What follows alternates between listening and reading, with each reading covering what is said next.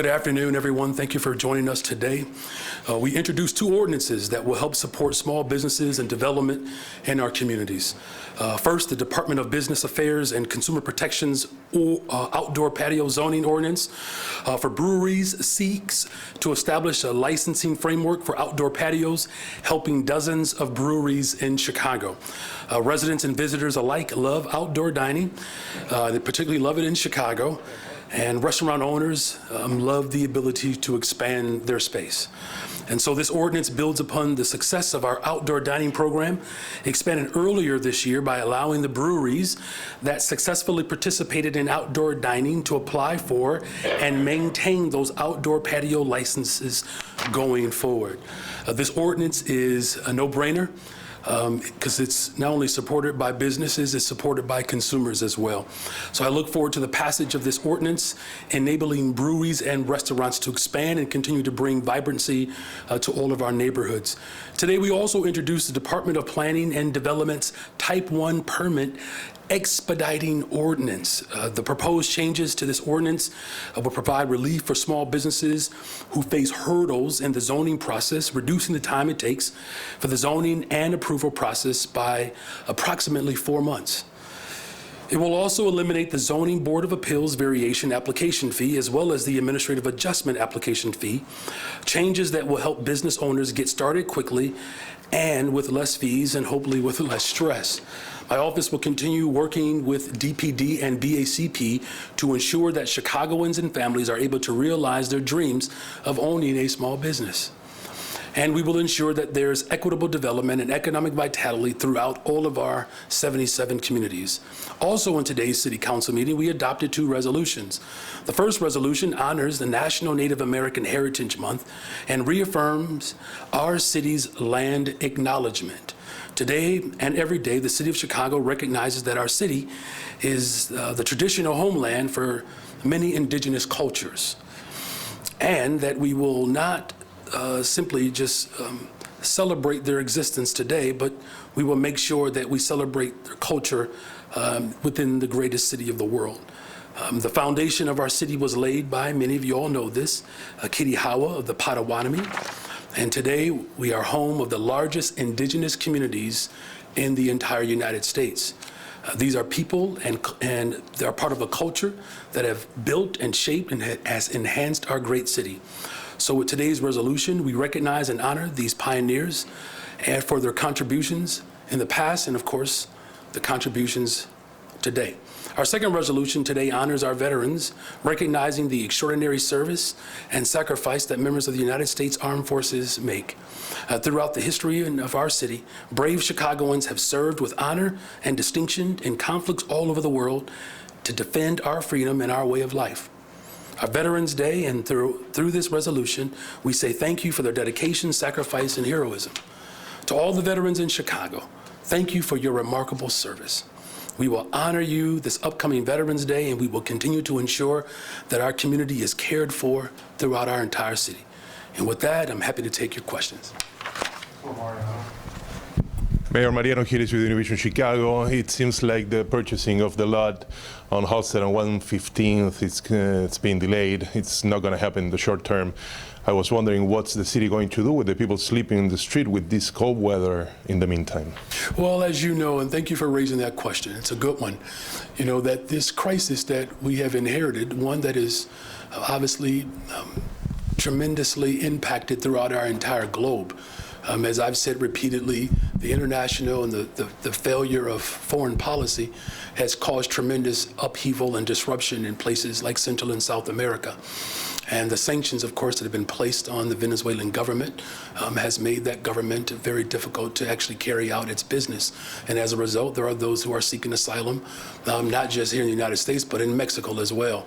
And they're dealing with the crisis as well. And so what I've said before, and many of you were part of these conversations 2 months ago now, that I'm working every single day to create spaces, to move people out of police stations, and of course, doing it in a way that is dignified. And so we're going to continue to assess sites all over the city of Chicago to ensure that we move people out of police stations and off of the streets of the city of Chicago. And we're doing that simultaneously making investments for those who are currently unhoused. As you know, Bring Chicago Home is something that I campaign on, and I've made a campaign commitment and a promise, and holding to that promise to make sure that we are supporting those families who are unhoused today. So we're going to continue to assess, but we're also going to continue to challenge the federal government along with the state government to do its part to ensure that sanctuary is not just maintained, but also those who are seeking asylum, which you know is a difference between the sanctuary status and the international law in which these individuals are protected by. So we're going to continue to find smart solutions to do just that. Sorry, I was taken back by my new nickname. Congratulations, that's an upgrade. I don't know if I take it. I don't accept. Okay. All right. So my understanding, there's negotiations happening right now on the paid leave ordinance that was held in committee on Monday. You introduced a sort of compromise measure yesterday into the negotiations. My understanding is the business community is coming back with a counteroffer today. I mean, how confident are you that this is going to get to a compromise? And if it doesn't, are you worried about it essentially, lowering the benefits for workers without the accompanying buy-in from the business community to support it? Yeah, thank you for that question. It's also a good one. You all are on a roll today. Look, there's no secret of who I am and my values. Standing up for working people is what I do. It's what I've done throughout my entire tenure over the course of these short 5 months. What I also said is that I'm going to bring people together. I made a commitment to doing that, and I've held on to every single promise that I've made. And so the business community is at the table because I want to hear from them. As far as being able to provide a type of collaborative support that the people of Chicago elected me to do, absolutely I'm confident that, as I've demonstrated thus far, I can bring people together and we can come to a compromise. Here's the other thing too. Running on my values and governing on my values is what I said I would do and I'm doing. And that I don't negotiate my values. But I said we can negotiate the details around our values. So that's what we're doing. That's what the people of Chicago want. We call that democracy. And I'm happy to lead the greatest city in the world through a collaborative approach. Thank you for that question. Hi, Mayor Sabrina from Channel 2. Nice to see you again. It is. Speaking of space for asylum seekers, there's been some confusion surrounding the former Museum for Broadcast Communications. Is that a space that's being looked into for migrant shelter, migrant housing? There has been some confusion. Everything that I've said, I've meant. And so if you haven't heard it from me, then you don't have to be confused about it. But is that a space considered? Or are you planning on putting people there? What I've said repeatedly is that we're looking for locations throughout the entire city. And when we put forth an idea or particular location in a space, nothing we do is done surreptitiously. So we do it out loud. Mayor, good afternoon. Can you speak to an AP report this afternoon that there are 5 mayors, including yourself, Houston, Denver, New York, Los Angeles, asking President Biden for a little bit more of an acute reaction to the number of migrants coming to these 5 cities? Can you speak about that? I can. Can I offer a friendly amendment? It's not a little, it's a lot. From day one, I've said that the federal government has to do more. And we're bringing people together, not just in the city of Chicago, but around the country. Look, we can be unwavering in our approach to how we provide dignity for those who are seeking asylum. We can be unified in that approach. But it has been articulated, there are almost 30,000 Ukrainians here, and no one even noticed. In fact, there was no debate about it. So the question is, what's the difference here? Now, that's a question that I'm posing to you all, right? Consider it a classroom assignment. Tomorrow, I'm going to be in D.C. in solidarity with these mayors, as we've had multiple conversations over the course of my short 5 months in office. And we're going to push the federal government, just like we're going to push the state of Illinois to do its part. Look, Chicago is leaning in. We have borne the brunt of the responsibility here. That's not an equitable distribution of how government should cooperate. And so we're providing a framework on how we can do that. Just like the full force of government was in full effect to support Ukrainians, just like the full force of government is on display here in Chicago, we are a model example for the rest of the world. And we'll take that message to DC. Hey, Mayor. This morning, a coalition of Westtown neighborhood groups held a press conference regarding the surge of robberies in their neighborhood. They want to meet with you. They want you and the superintendent of police to come down and meet with them and outline your plan to combat robberies. Will you meet with them this month? And what would you say to them about the ongoing plan? Well, look, you all, if anyone knows my schedule better than my wife, it's you all. I'm meeting with people constantly. And look, as I've said before, we've inherited, a dynamic that unfortunately has been ignored for a very long time in this city. And so now you're seeing the manifestation of the type of terror that the people of Chicago have had to endure. Now, as much as we appreciate and celebrate the work that we've done to lower yet another month where we have reduced the amount of homicides and shootings, that's 2 months in a row. We consider to see a decline in shootings as well as homicides. We're going to continue to make sure the full force of government is available every single day for the people of Chicago. And as far as robberies and carjackings, look, there's work to be done there. And we're going to continue to work with the police department and the full force of government to address this dynamic, just like we're addressing every single other dynamic in the city of Chicago. So, meeting with people, I'm an organizer. It's not a heavy lift. Thank you. Hi, Mayor. So you just said you'll be in DC tomorrow. Does this mean you won't be at the special city council meeting scheduled for 10:30? And will you be encouraging alder people to show up to that special city council meeting? Well, I certainly don't have to tell people to show up for work, right? I mean, that's... Yeah, right, I appreciate that question, but people know they have a job to do, right? As far as where I'm going to be in DC tomorrow. Okay, and what do you think about Alderman Beal saying he's going to reintroduce the proposal to ask about asking the voters if Chicago should remain a sanctuary city? You want to know what I think about? I know what you think about it, but... Oh, no. I just want to make sure I understand. So you want me to tell you what I think about an alder person introducing something? Reintroducing something. Alders introduce stuff all the time. The question is, what's the goal? That's the question. People do stuff all the time. We want to understand what the objective is.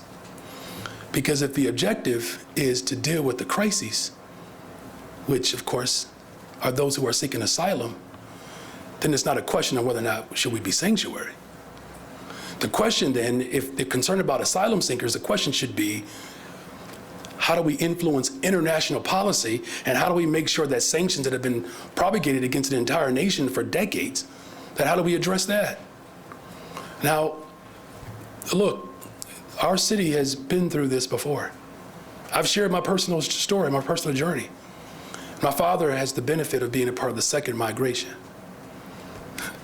If you all remember, during the first and second migration, black folks were met with a very visceral anti-black response.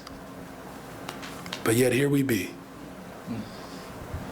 I'm confident that as a city, we will get to the other side of this conversation. And this is why I have not stopped governing. Treatment, not trauma. Bring Chicago home. Making sure that we are creating a pathway to open up mental health clinics. Investing $250 million into homelessness. And doing all of that without raising property taxes. Who would have thought a year ago when I announced October 27th that the Civic Committee would say, well done, Mr. Mayor Brandon Johnson? Who would have thought that Brandon Johnson would have been mayor? I know there were some that had doubts, but yet here I be. So those who are suffering through a lack of confidence in the will of the people, there's too much of a track record.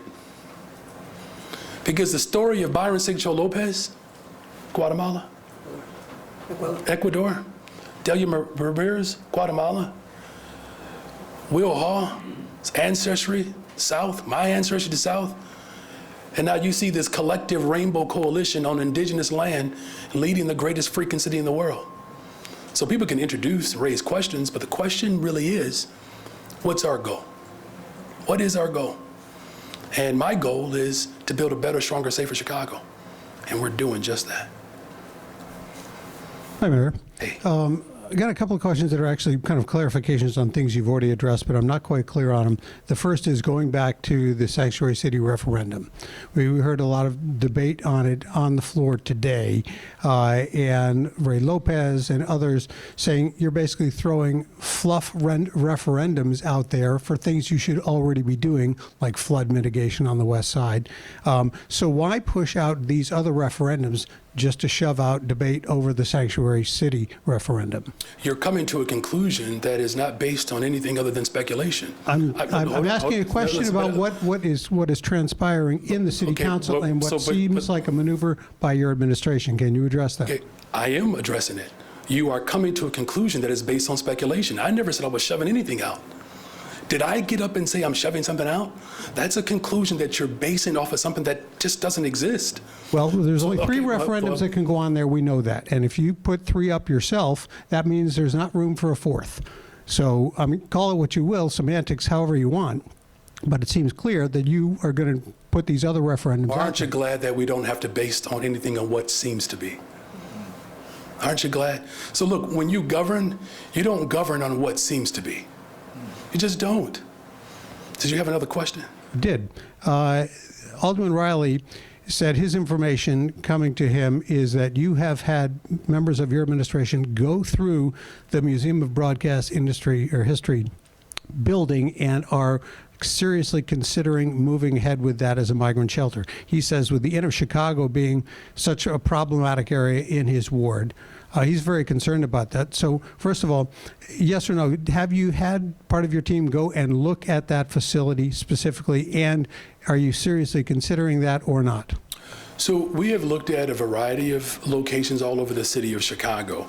Alderman Riley's speculation around this particular site, I don't know how he's coming to that conclusion. Thank you. Hi, Mayor. A WBZ and Sun Times investigation found that at least 9 CPD officers who were listed on Oath Keepers rosters are still on the police force. Do you still stand by your campaign pledge to fire all Oath Keepers and Proud Boys? And if so, how do you plan to do so? So we're working with Superintendent Snelling, as well as an adequate process to not only assess the information that has been bestowed, but to make sure that we are being thoughtful about our presentation. And so I'm going to continue to be thoughtful. And look, individuals who openly subscribe to an ideology that is hateful and harmful have no business serving, certainly not protecting. And do you think CPD can be trusted to continue to investigate these officers, or do you support the Inspector General reopening the investigation? Superintendent Snelling is a very fine individual. If I didn't trust him, I wouldn't have appointed him. In fact, a unanimous vote on the city council floor said we trust Superintendent Snelling. I'll take it one step further. Just had a chance to talk with the commander of the 10th district. And you all are aware of the mass shooting that took place in the 24th Ward. The community stepped up. The community stepped up, and it helped lead to the identifying this individual. To me, that's an indication that there is trust being restored, because that's what I'm doing as a leader. We're working hard to bring people to the table so that we can actually build systems of care, but you can't build systems of care without trust. And so it's going to take all of us to be competent, compassionate, and collaborative, and that's the type of leadership that we have with our police superintendent. Good afternoon, Mayor. What can you say to people in a number of communities who are saying there's a lack of transparency as far as where migrant shelters are going to go? Not so much that they're not told, but that they're not told until after decisions have been made, and that, to quote one of the alders today, that it's too late. Yeah, well, there have been multiple committee meetings on my committee that Andre Vasquez has held. Multiple committee meetings. We have weekly briefings every week. We had a briefing back in September. It was at September 8th, September 9th. All of you reported on it. And so what I said to the alders during the briefing is what I've said to you all, that I'm assessing every single site. Look, we have a national crisis right now, an international crisis, where people are living on floors in police stations. We also have a national crisis where black communities have been ignored across this country. And so all of that I'm absorbing at one time. I'm glad that I was raised in a family of tough people. It's because we can handle it. The good thing about being in Chicago is that under an enormous amount of pressure, we don't flinch. We don't buckle under pressure. And I've asked every single alder, and there are 2 alders that are here, I said, find me a couple of locations. Both of them have worked. In fact, the largest potential site is in Sigcho Lopez's ward, 2,500 people at capacity. People are doing their homework. Now, I don't assign homework all the time. I'm not that type of instructor. But when I do assign it, I do expect folks to do something. And what I also said was, and remember, because you all reported on it, that we're going to set up base camps, and we're going to assess sites all over the city. No one is caught off guard or by surprise. No one. And as we continue to assess, there are individuals, of course, that wished we had more time. But we live in Chicago. We got to get people out of police stations. People cannot sleep outside. They can't be on the floors at airports. So we're going to continue to deliver the message emphatically and transparently. In fact, I think this came up earlier about favored staffing. I told you all it was a bad contract. That's why I renegotiated 3 times. Remember the $51 million that we appropriated? I told you all that $47 million was going to our staffing. And I said, that's a jacked up deal. See, look, when you come from a large family, you don't have to hide, because all my business was out there all the time anyways. So I apply the same principle as mayor of the city of Chicago. We talk to people and we give people assignments, and people can either do the assignment or not. I expect them to do it, but what I can tell you emphatically, I'm gonna do mine. I'll always turn my homework in. Hi, Sophia Tureen with Associated Press. Another question about that letter that was sent to President Biden today.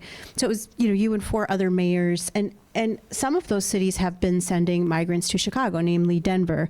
I know your predecessor was angry about that and sent a letter to the governor of Colorado. Have you had communications with those other mayors asking them to stop that practice? And what does that do to Chicago's burden? Well, I've had conversations with a lot of mayors. In fact, 2 alders here were in Texas talking to mayors in Texas. And I want to thank both Alderman Hall and Sigcho Lopez for your leadership and stepping up to do that. And what they found is that there is frustration all over the country. But here's the thing, though. Here's why this situation, quite frankly, is so jacked up. For some of these bordering mayors, they're moving 500,000 people through their respective cities annually, thousands a week. But here's what's interesting. They have the full force of the federal government to help them do that. The federal government is spending money to send people to Chicago. I'm not going to pit mayors against one another. Now, look, we're coming together tomorrow, because that's what I do. I bring people together. And we're going to be in D.C. together.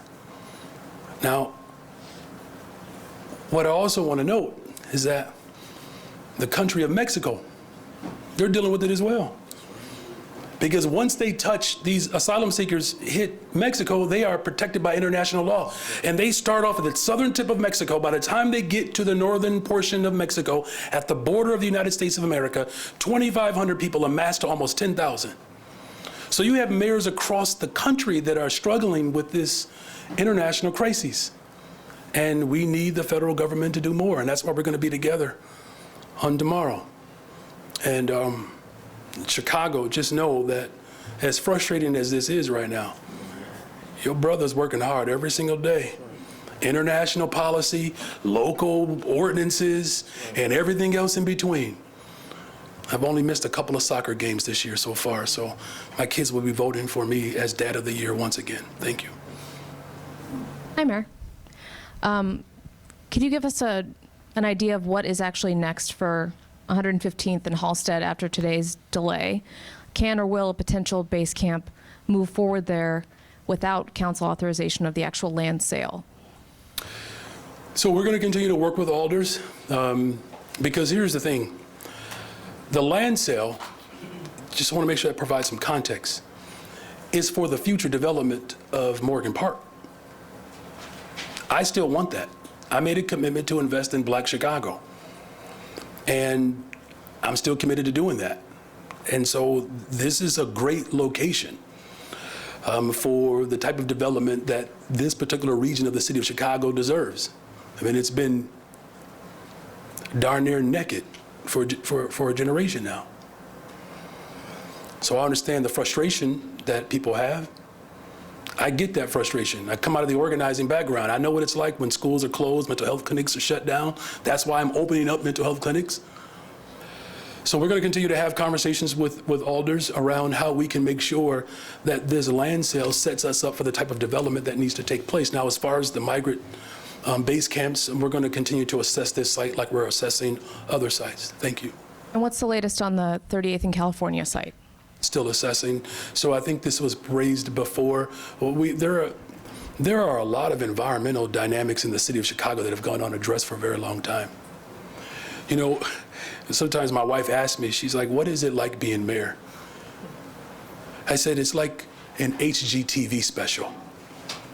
You ever watch different shows like Property Brothers? You ever watch Property Brothers?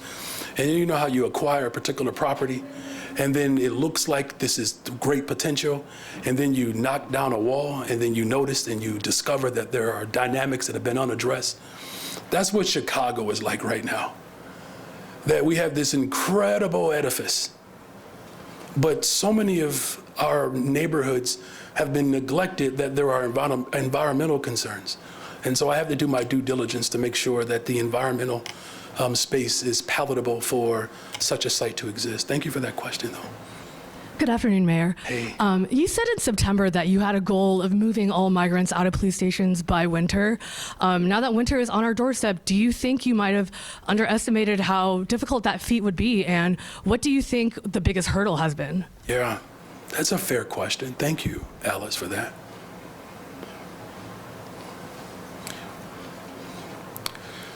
It snowed, but winter is not here yet. And so my goal is still to make sure that we have base camps before winter. As far as the hurdle, look, the federal government and the state have to do more. The people of Chicago, we have been incredibly resilient and patient. And clearly that patience is running short. And so that's why our two alders have gone to the border, and I'm going to be in D.C. And look, I'm grateful that President Biden has eased the sanctions. Remember when I brought that to you all too? So I'm glad that he's listening. And we need more. And so there are some dynamics in the city, as I said before, because we've been neglected for so long. The environmental concerns that we have, and our Deputy Mayor Beatrice Ponce de Leon can attest to this, that the brick and mortar that has been neglected for so long. Some of the closed schools we've assessed, right, Beatrice? Some of them will require $12 to $15 million just to get them restored. What we do with them, I mean, we could still have substantive conversations about that. But just like we said a decade ago that it was a bad idea to do it, now I inherited what we said would happen a decade ago. So there are a variety of hurdles, but we're moving through them though. I mean, I'm not tired. I'm up for it. Still ride my bike 8 miles a day. So, those international policies that we have to address, the local dynamics of neglect, The fact that the negligence has caused the type of frustration and pain that our people are suffering through, those are hurdles. And we just continue to adjust as we go along. What is your new deadline of when to move all the migrants out of The deadline hasn't changed. It's before winter. Look, so here's the thing. I don't want to use a football analogy, but just bear with me, though. So there's something called a hurry-up offense, when you have to get to the line of scrimmage fast, because it's a 2-minute drill right before the half of the game is going to end. There's a difference between being in a hurry and being in a rush.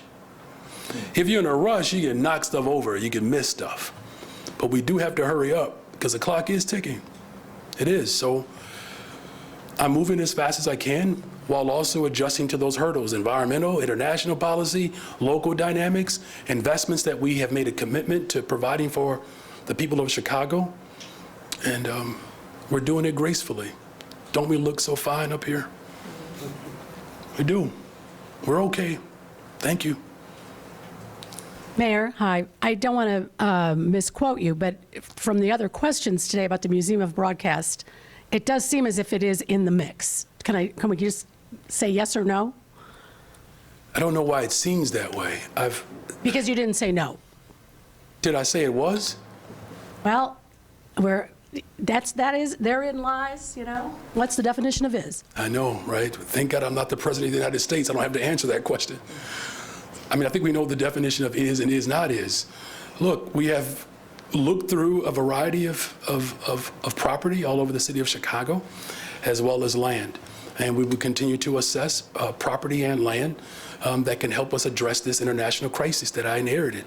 The federal government and the state government has to do more. We're burdening the people of Chicago in a way that is becoming quite heavy. And so I understand the frustration, and that's why I'm going to be in D.C. tomorrow to continue to push for more investment so that we can deal with this international crisis in a dignified way without ignoring the very people who have been waiting for critical investments for a generation now. So in your hope of building this better, stronger, safer Chicago, why are you so unavailable to the press? It's been 3 weeks since we've been able to ask you questions. Well, I mean, I think that's a good question. I appreciate it. Here's another way, though, that I think about it, and just bear with me. I make myself available to the people of Chicago. And I believe there are multiple ways to engage the public, one of which is through press conferences. And I understand that there's a need to have this type of space. And I'm in the neighborhoods every day.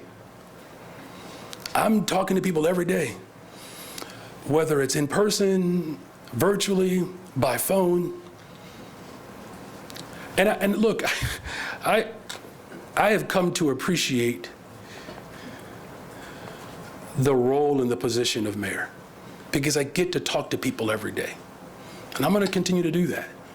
Now, as far as a cadence that could be satisfactory for this particular mode of engagement, you know, I understand, I do. Just like there are people who want to see me in the community more. You know, people always say, you know, Mayor Johnson, we know you're busy, but can you come over here? You know, Mayor Johnson, I know you're busy, but can you come over here? Or Mayor Johnson, I know you've already been here, but can you come back here? And so over these last 5 months, I really wish, though, quite frankly, that the people of Chicago can see the city of Chicago through the lens of a mayor. It's a fascinating place.